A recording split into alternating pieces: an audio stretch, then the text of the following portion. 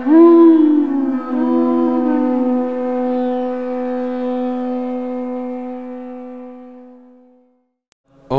Namo Bhagavate Vasudevaya.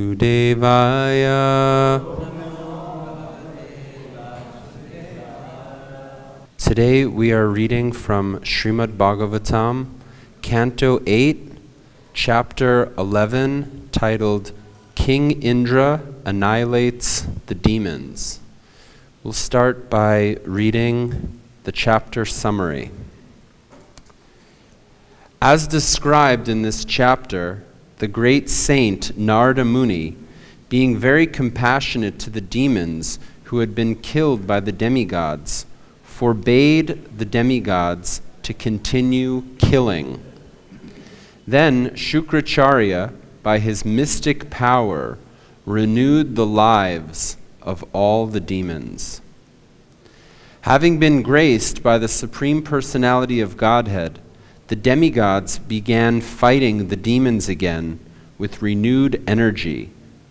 King Indra released his thunderbolt against Bali, and when Bali fell, his friend Jambasura attacked Indra, who then cut off Jambasura's head with his thunderbolt. When Narada Muni learned that Jambasura had been killed, he informed Jambasura's relatives, Namuchi, Bala, and Paka, who then went to the battlefield and attacked the demigods. Indra, king of heaven, severed the heads of Bala and Paka and released the weapon known as Kulisha, the thunderbolt, against Namuchi's shoulder. The thunderbolt, however, returned unsuccessful, and thus Indra became morose. At that time, an unseen voice came from the sky. The voice declared, "A dry or wet weapon cannot kill Namuchi." Hearing this voice, Indra began to think of how Namuchi could be killed. He then thought of foam, which is neither moist nor dry. Using a weapon of foam, he was able to kill Namuchi. Thus Indra and the other demigods killed many demons. Then, at the request of Lord Brahma, Narada went to the demigods and forbade them to kill the demons any longer. All the demigods then returned to their abodes. Following the instructions of Narada, whatever demons remained alive on the battlefield took Bali Maharaj to Asta Mountain. There, by the touch of Shukracharya's hand, Bali Maharaj regained his senses and consciousness, and those demons whose heads and bodies had not been completely lost were brought back to life by the mystic power of Shukracharya. Now we will read several verses in the beginning of the chapter that have no purports. So we will just read the English until we come to the verse with a purport, or we will also chant the Sanskrit. So starting with text 1. Shukadeva Goswami said, "Thereafter, by the supreme grace of the Supreme Personality of Godhead, Sri Hari, all the demigods headed by Indra and Vayu were brought back to life. Being enlivened, the demigods began severely beating the very same demons who had defeated them before. When the most powerful Indra became angry and took his thunderbolt in hand to kill Maharaj Bali, the demons began lamenting, 'Alas, alas.' Sober and tolerant and well equipped with paraphernalia for fighting, Bali Maharaj moved before Indra on the great battlefield. King Indra, who always carries the thunderbolt in his hand, rebuked Bali Maharaj as follows. Indra said, "O rascal, as a cheater sometimes binds the eyes of a child and takes away his possessions, you are trying to defeat us by displaying some mystic power, although you know that we are the masters of all such mystic powers. Now we're coming to text 5, and we will read the Sanskrit for this verse. That's what's on the board, right? Arurukshanti maya bir utsisripshanti ye divam tandasyan vidyanom yajan purvasmakcha padadadaha arurukshanti. Persons who desire to come to the upper planetary systems. Maya bihi, by so-called mystic power or material advancement of science. Utsis ripshanti, or want to be liberated by such false attempts. Yea, such persons who, divam, the higher planetary system, known as Svargaloka, tan, such rogues and ruffians, dasyan, such thieves, vidunomi, I force to go down, ajan, rascals, purvasmat, previous, cha, also, padat, from the position, adaha, downward. Translation and purport by His Divine Grace, Srila A.C. Bhaktivedanta Swami Srila Prabhupada. Those fools and rascals who want to ascend to the upper planetary system by mystic power or mechanical means, or who endeavor to cross even the upper planets and achieve the spiritual world or liberation, I cause to be sent to the lowest region of the universe. Please repeat. Those fools and rascals who want to ascend to the upper planetary system by mystic power or mechanical means, or who endeavor to cross even the upper planetary systems and achieve the spiritual world or liberation, I cause to be sent to the lowest region of the universe. Purport. There are undoubtedly different planetary systems for different persons. As stated in Bhagavad-Gita 14:18, Urdvam gachanti sattva stataha, persons in the mode of goodness can go to the upper planets. Those in the mode of darkness and passion, however, are not allowed to enter the higher planets.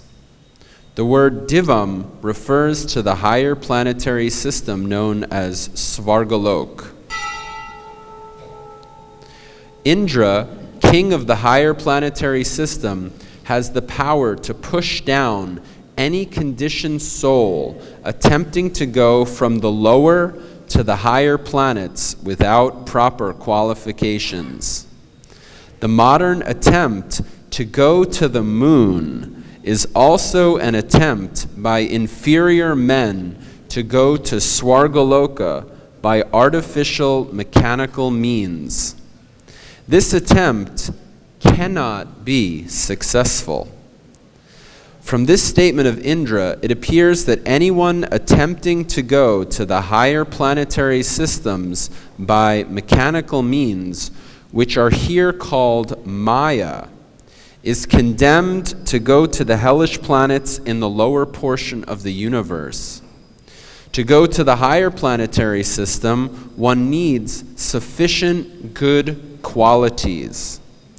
A sinful person situated in the mode of ignorance and addicted to drinking, meat-eating, and illicit sex will never enter the higher planets by mechanical means.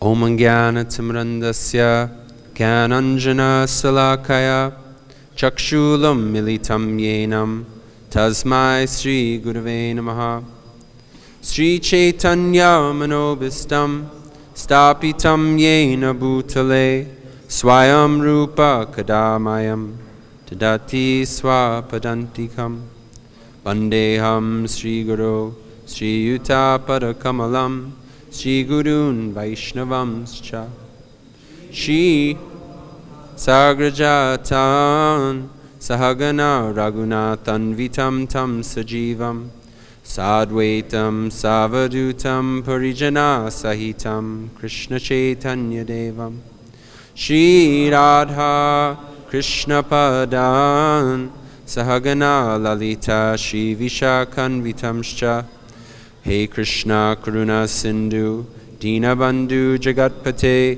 Gopesha Gopika Kanta Radha Kanta Namostute Tapta Kanchana Gaurangi Radhe Vrindavaneshwari Vrishabhanu Sutta Devi Pranamami Hari Priye Panchakalpa Tarubhyascha Kripa Sindhu Bhayevacha Patitanam Pavanebhyo Vaishnavebhyo Namo Namaha Jaya Sri Krishna Chaitanya Prabhu Nityananda Shri Advaita Gadadhara Shivasadi Gaura Bhakta Vrinda Hare Krishna Krishna Krishna Hare Hare Hare Rama Rama Rama Hare Hare. Thank you. The translation one more time. Those fools and rascals who want to ascend to the upper planetary systems by mystic power or mechanical means, or who endeavor to cross even the upper planets and achieve the spiritual world or liberation, I cause to be sent to the lowest region of the universe. Hare Krishna. I'm very shy, a little embarrassed to be speaking on the Bhagavatam here in Krishna Balaram Mandir. Just by the order of my superiors, I'm trying to do this service. If somehow I manage to say something incorrect, something that offends anybody, I beg that the Vaishnavas please be merciful to me and forgive me and correct me. So in this verse, Indra is speaking to Bali Maharaj, and he's talking about who can go to the higher planetary system. If there's any attempt from someone that wants to go from a lower planetary system to a higher planetary system, there's a way of doing that, a correct way of doing that. And it's not just that anybody is allowed to do that. And the point here in the purport is that one has to be qualified. And you can't cheat. Here, specifically in the verse, it says that fools and rascals, they will try to achieve the higher planets either by some mystic process or by mechanical means. There's a book, very famous book everybody knows. Srila Prabhupada wrote, I think it's one of the early small books, called Easy Journey to Other Planets. And in this book, Srila Prabhupada explains that he says that maybe he is writing in the 1950s or the 1960s, I'm not exactly sure. And at that time, there was a space program especially by the Americans. I think the Russians also had a space program. And at that time, there was a great attempt to travel to the moon by mechanical means. And Srila Prabhupada says here that the attempt to, he talks about a newspaper headline, "Man's First Steps on the Moon." There was a newspaper headline, "Man's First Steps on the Moon." Now, I don't know this topic so well, but what I remember is the Americans first claimed to have traveled to the moon something like the summer of 1969.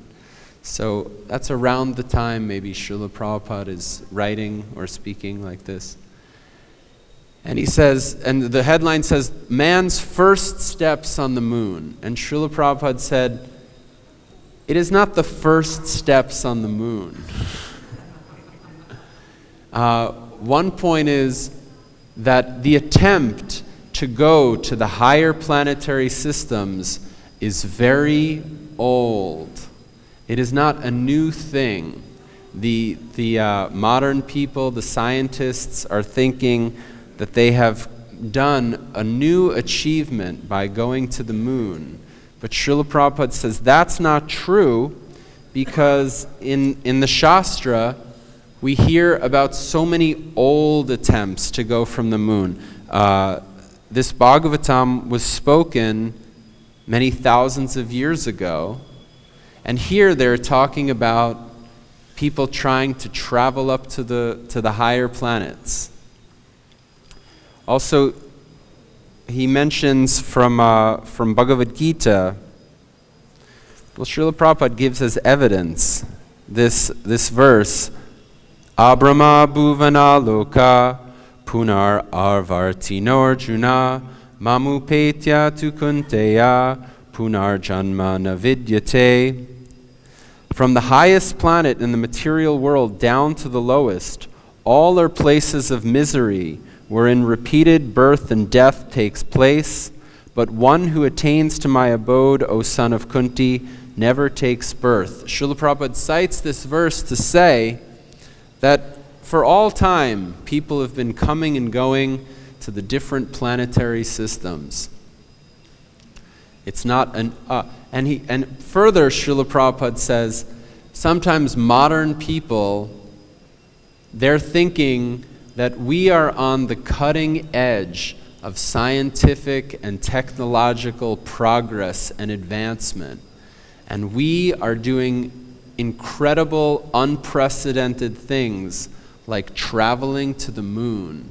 But what are the Hare Krishna devotees? What are they doing? They're doing something very old and very primitive and very not with it and not with the times. They're not clued in to the glory and the incredible advancement of modern science. So Prabhupada says people who are thinking like that are completely incorrect. And actually, if you really want to travel to the moon or to the higher planetary systems, or even beyond that, the verse is also mentioning the spiritual world or liberation, then actually it is the Hare Krishna devotees who have the highest, most advanced technology for that kind of endeavor. The point is that there's a process to go to the higher planets, and it requires a qualification. Just like if someone wants to travel in this world to a foreign country, then generally speaking, you're going to have to go get a visa. Like this year, I remade my Indian visa, and it was such a headache. And the whole process of filling out the form on the computer was it drove me crazy. It was so irritating, and somehow the system, there was something really unclear about it. But without that visa, I can't come here. It's not allowed. And if someone that's going to come without the proper paperwork and you don't have the visa, you don't have your visa's expired, wow, good luck with that. Just like Indra, he's controlling the higher planets. He's like the immigration official. He's going to check all your paperwork. Did you get the visa? If you don't have the visa, you're not coming here. They have, serious immigration officials take you aside and question you, and he'll kick you right out. Indra says, I caused them to be sent to the lowest region of the universe.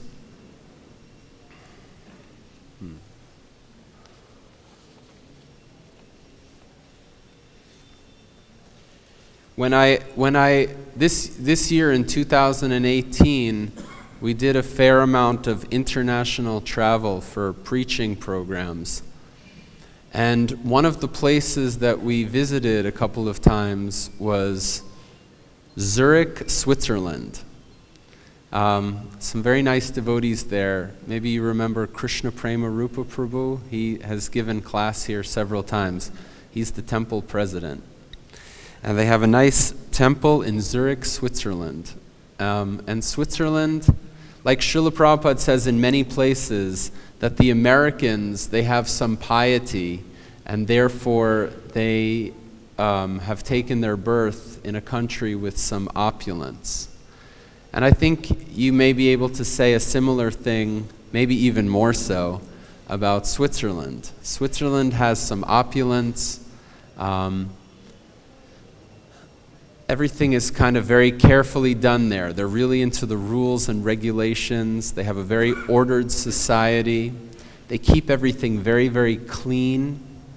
Everything is incredibly punctual. Like in India, you always joke about Indian time.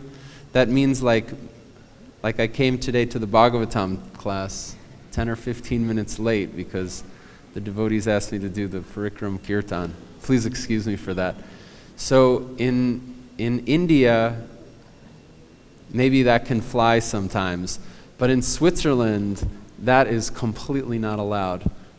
People are unbelievably punctual. You can set your watch practically to the public transportation, when the bus will come and the tram. They keep everything incredibly clean. Their streets are very clean. The natural beauty there. And so you can say something like it has some quality of material opulence, like a kind of a heavenly quality. Not purely, of course, but to some degree. And so my wife and I, we were taking a japa walk near the Zurich temple, and we came across a bicycle rack, and there were many bicycles there, and nice bicycles. I think you can't get a nice bicycle there without paying something like 500 Swiss francs, which means like 30 to 40,000 Indian rupees. And we noticed that some of the bicycles, they were just unlocked, and there was nobody there. If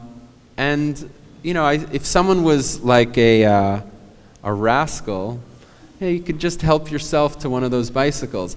But somehow people weren't locking because there's some trust in that society. There's some kind of morality that people don't steal.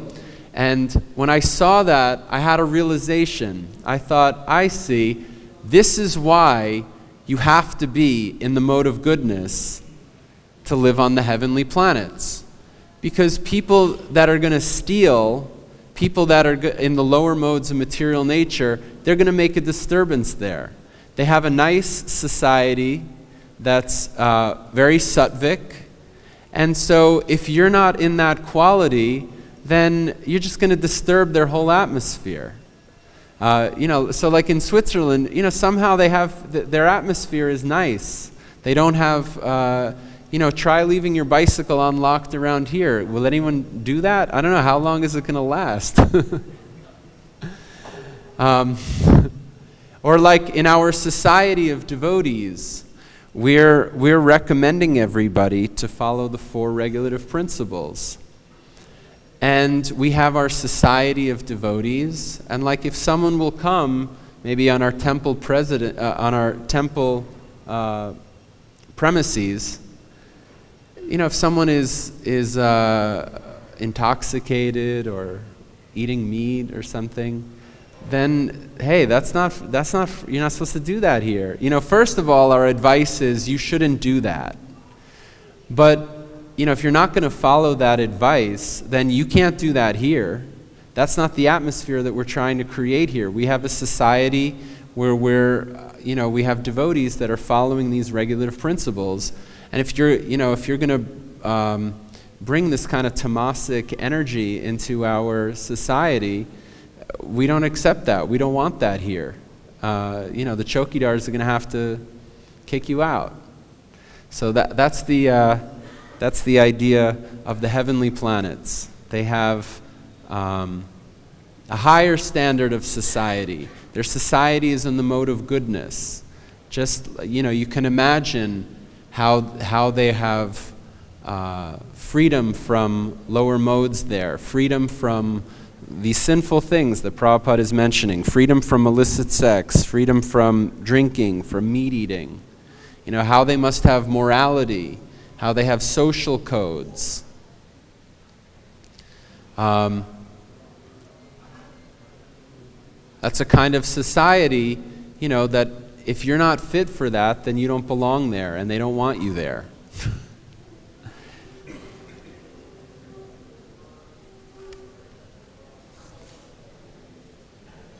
Srila Prabhupada explains something about the planetary systems of the universe. This is also from Easy Journey to Other Planets.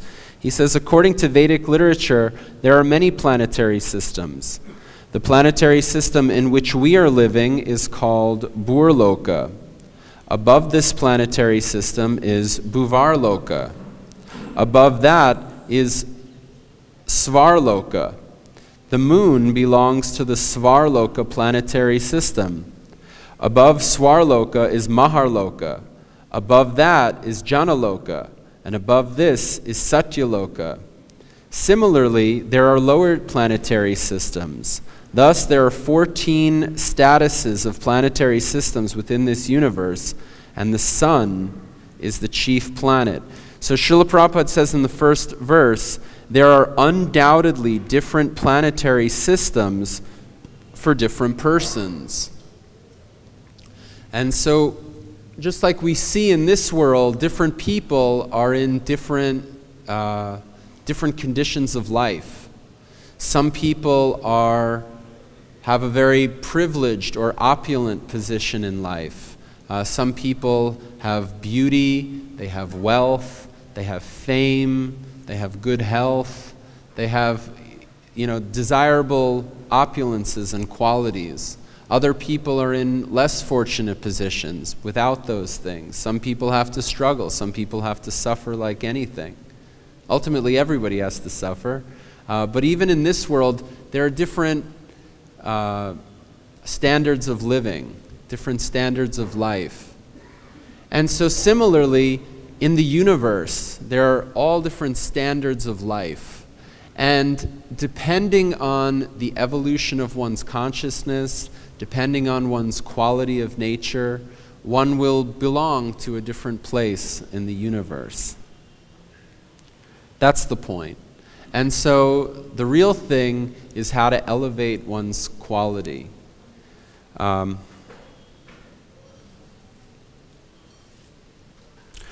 the devotees understand heaven is not the ultimate also. Heaven is a higher standard than what we have here.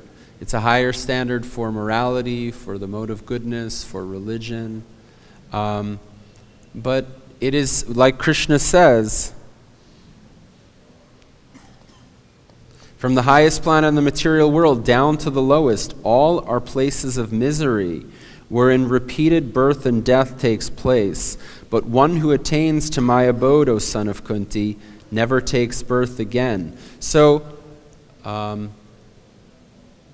while it may be seemingly desirable to go to a higher planetary system, but any system in this material world, it always has the same defect. And those defects are especially birth, death, old age, and disease. A few more points I can make. You know, it's funny that the moon landing is in this purport. I don't know why this is, but Dharmatma Prabhu has asked me to give the Bhagavatam class maybe 2 or 3 times. And the first time that I ever did it, there was also a purport talking about how we never went to the moon. Different devotees may have different angles of vision on this topic, and I don't want to stir controversy too much. At the same time, I think it's very wonderful to hear the words of our Acharya on this point about going to the moon. And so I just put together just a few conversations where Srila Prabhupada discusses this point. I'm not saying this is exhaustive. There may be more comments from Srila Prabhupada, but he does seem pretty consistent that he's always very skeptical. In the purport itself, he has written, the attempt cannot be successful. The attempt means the attempt by people who are addicted to vices like intoxication, meat eating, and illicit sex. Even if they have a grand, advanced scientific material arrangement and spaceship, the attempt will not be successful. So he says that directly in the purport. I think he says the same in the Bhagavad-Gita purports as well. Here there's a few comments. A devotee asks, did they actually land on the moon, Srila Prabhupada? Srila Prabhupada says, no, they cannot go there. What is the question of landing? They cannot go there. It is far, far away. What you calculated, 1,600,000 miles away, up the sun planet, 1,600,000 miles above the sun. According to your calculation, the sun is away from this planet by 93 million miles. And above that, 1,600,000 miles. Then you go to the moon. How is it possible? That was a morning walk in Honolulu, Hawaii in 1975. A devotee, another conversation, a devotee asked, Srila Prabhupada, when they said they went to the moon and they showed films of them landing and walking on the moon, was this all a bluff? Srila Prabhupada says, yes, all laboratory work, that's all. Devotee says, they all made it up? Srila Prabhupada says, yes. That's also in Hawaii, 1975. And another conversation, a devotee says, the demons are trying to go to the heavenly planets by building their skyscrapers higher and higher. Srila Prabhupada says, Ravana's staircase for going to the heaven. He promised that, oh, what is the use of austerity? I shall make a staircase directly. You can go. It is the same. Ravana's staircase and the modern attempt to go to the moon planet, the same thing. They will never be able to go, but imagining that we shall do it. The same process, Ravana's process. For how many years are they going? Since 1950? A devotee says, to the moon expedition. Prabhupada says, yes, moon expedition. Devotee, maybe 1955. Another devotee says 1955. A devotee says the first moon landing was 1961. Prabhupada says that is beginning. First of all, they sent dog. Laughter. Devotee says space dog, space mouse. Prabhupada says, huh? Space mouse. Devotee says space monkey also. Prabhupada, so since 1955 even, so 20 years, what have they done? Devotee said, spent billions of dollars. Prabhupada says, yes, simply they have brought little dust, that's all. Devotee says, now they have found that the same dust is here on the earth. And Prabhupada says, yes, Simply propaganda. They are not going. Now the Russian scientist and American scientist are combined because both of them thieves. So one thief is asking, don't expose me. I will not expose you so that our business will go on. This is the way. Let us combine together and cheat these rascals. And otherwise, if you expose me, then I will expose you. Then our business will stop. A devotee says they are cooperating. Prabhupada, cooperating. Thief, thief's cooperation. So you can see actually, like the American government, they tax everybody based on their income. They have sales tax. When you purchase something, there's a tax. If you own property, there's a tax. So many ways they tax the American public, and they raise, I don't know, trillions of dollars a year from the taxes. And they misspend the money in all kinds of ways. Like now in the news, there's a fight in America. The two political parties, one wants to misspend it one way and one wants to misspend it another way, and so they're having a big fight and they can't agree about that. So one way that they misspend the money is, I looked up how much the science program, since the 50s or the 60s, they're giving hundreds of millions and billions of dollars a year to the science. It's called NASA, the science department, to try to, explore outer space. And it's so much cheating. I mean, the moon thing is controversial. I don't want to, but there's, even in recent times, there's been one of these head NASA people. He says, we used to have the technology to go to the moon, but we've lost that technology. The technology was destroyed, and it's very difficult to get the technology back. So can anybody believe that? Doesn't that sound insane? They claim that they had the technology to do it, but they haven't gone in so many years. They haven't claimed to have gone in so many years. And now they're saying they can't go, and the American taxpayer is giving them probably like $20 billion a year. If you have $20 billion, you can do anything you want. But they can't remember how they went to the moon. Anyway, it's absurd, actually. And like Srila Prabhupada says, if they really wanted to spend their money wisely, they could take those same billions of dollars and invest it in the Krishna consciousness movement. Because if you want to go to higher planetary systems, if you want to go to the moon, or even beyond the moon, then actually we have the technology for that. The technology for that is to purify your consciousness. I didn't think time would run out so fast, but I'll just a few things I will read. In the Nectar of Devotion, Srila Prabhupada has described, there are the different angas of bhakti.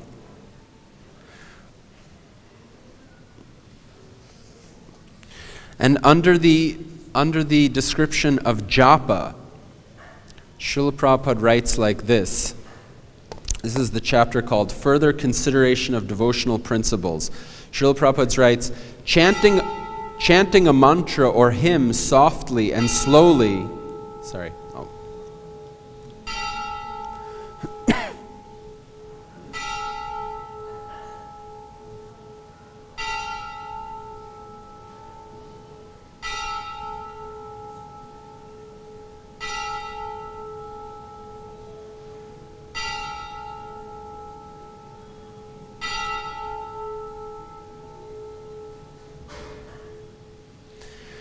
Chanting a mantra or hymn softly and slowly is called japa, and chanting the same mantra loudly is called kirtan. For example, uttering the Maha Mantra, Hare Krishna, Krishna Krishna, Hare Hare, Hare Rama, Rama Rama, Hare Hare. Very softly, only for one's own hearing, is called japa. Chanting the same mantra loudly for being heard by all others is called kirtan. The Mahamantra can be used for japa and kirtan also. When japa is practiced, it is for the personal benefit of the chanter, but when kirtan is performed, it is for the benefits of all others who may hear. In the Padma Purana, there is a statement. Listen carefully to the statement. For any person who is chanting the holy name, either softly or loudly, the paths to liberation and even heavenly happiness are at once open.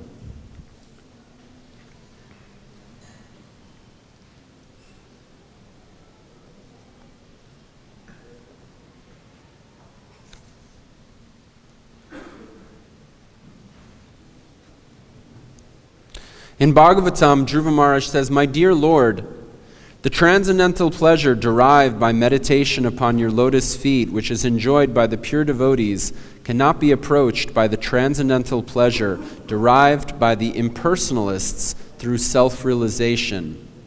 So how can the fruitive workers who at most can aspire to promotion to the higher heavenly planets understand you? And how can they be described as enjoying a happiness similar to the devotee's happiness?" One of the themes in the Nectar of Devotion is that the happiness of Krishna consciousness far surpasses even the happiness of liberation. And if it surpasses that happiness, then not to speak of the lower, paltry, pale happiness that's always mixed with material miseries, the happiness of material sense gratification, even on the highest planetary system. So I think I should stop there. The technology of the Krishna consciousness movement is that we can purify our consciousness, become qualified for the higher realms, even better than the mundane materialistic people who are making the artificial attempt to go to the higher planets by mechanical means. Hare Krishna. Maybe a question? Any question or comment? Yes, Prabhu?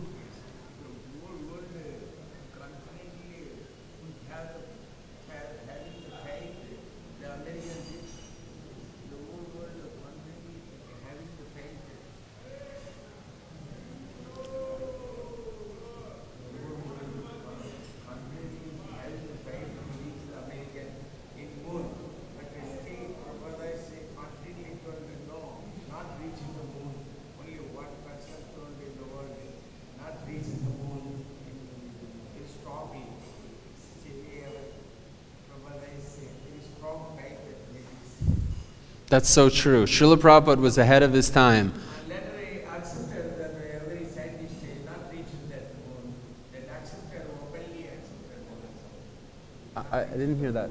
Again, the last part?